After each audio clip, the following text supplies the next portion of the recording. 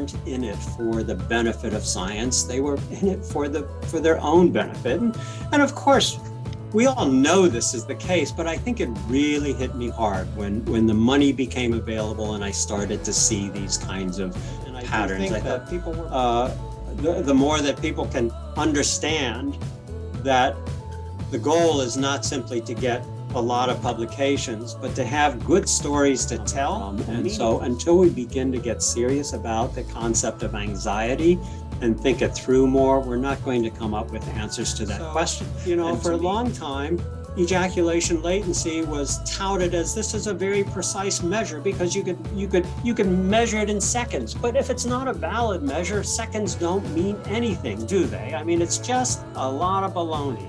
And that's the way I just have gotten the sense that even in some of the better journals that the standards are falling. I get reviewers that you wouldn't believe what they don't know. And this is disappointing to me that there are people who are being asked to review papers and they really don't have a clue what they're talking about. But so we know, David, which are our favorite paper. But if we ask you to select one study that is your favorite or that you consider the most impactful within your production, what it will be? So your studies in premature ejaculation dispelled several myths. Let's try to summarize this. Okay, so number one, premature ejaculation, men with premature ejaculation do not have a heightened hypersensitivity.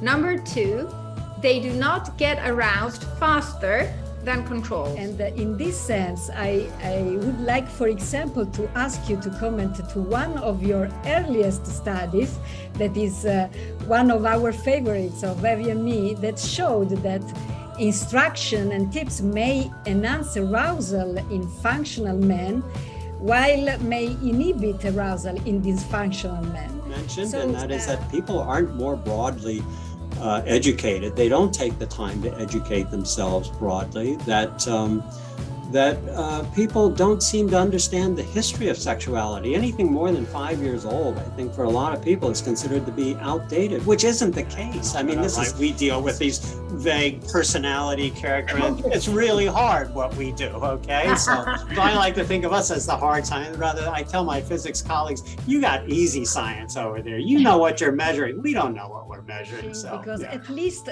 from my perspective, if I see your name written on a paper, I'm relaxed that is a good stuff. So thank you so much.